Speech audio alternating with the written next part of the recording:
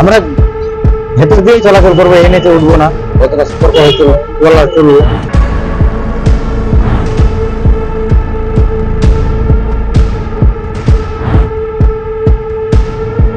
এই প্রভাবটা এবং এরা কথা বললেও শুনছে না, এবং রাস্তায় দাঁড়িয়ে থেকে প্যাসেঞ্জারকে নামাতে ওঠাচ্ছে।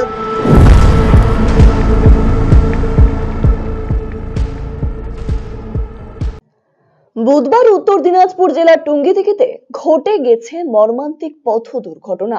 প্রাণ হারিয়েছে কারো ছেলে, কারো স্বামী।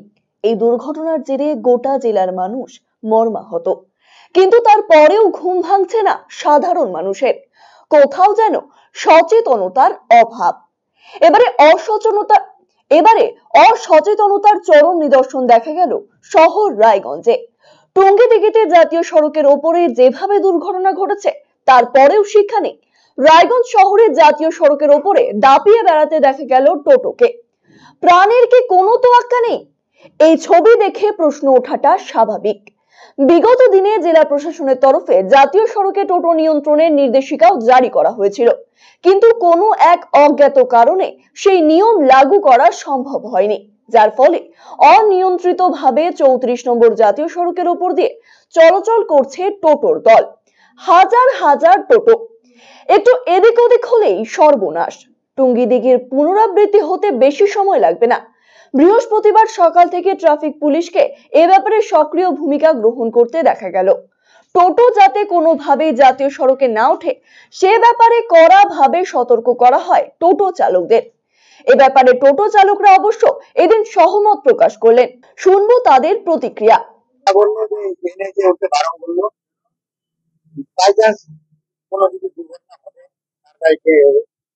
সেই জন্য আর আমরা ভেতর দিয়েই চলাচল করবো, এনেতে উঠবো না, যতটা সতর্ক হয়তো চলবো। বড় দুর্ঘটনা ঘটে গেছে, হ্যাঁ দেখলাম কেবলই আমি সংবাদে। অবশ্যই এনে যে কোনো বাচ্চা নিয়ে গাড়ি ঘোড়ার জন্য না আসে, না ওঠা নিষেধ আছে। তো আপনারা কি করবেন এরপর?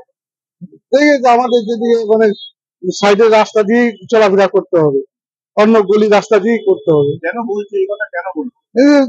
যেন যারা মানে উঠতেছে দুর্ঘটনা যেন না হয়,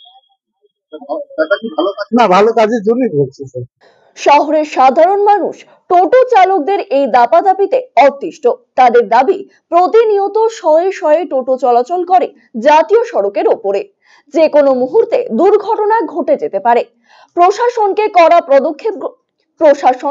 কড়া পদক্ষেপ গ্রহণ করা উচিত।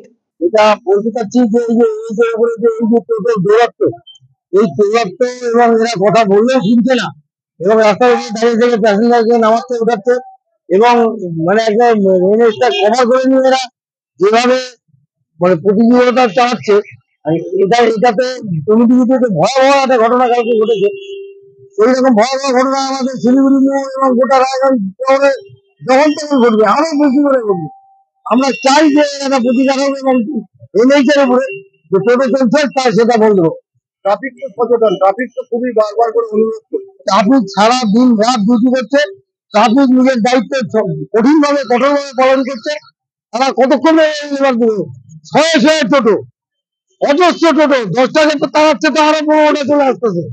এই যে এত অতিরিক্ত টোটো, এই অতিরিক্ত টোটো ট্রাফিক কি করে কন্ট্রোল করবে, মানুষ কি করে করবে? এরা বলেও শুনছে না। টোটো চলছে কারণ এদেরও পেটের রুজি রোজগারের ব্যাপার।